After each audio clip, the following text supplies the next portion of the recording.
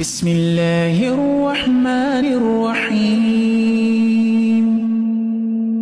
تبارك الذي بيده الملك وهو على كل شيء قدير.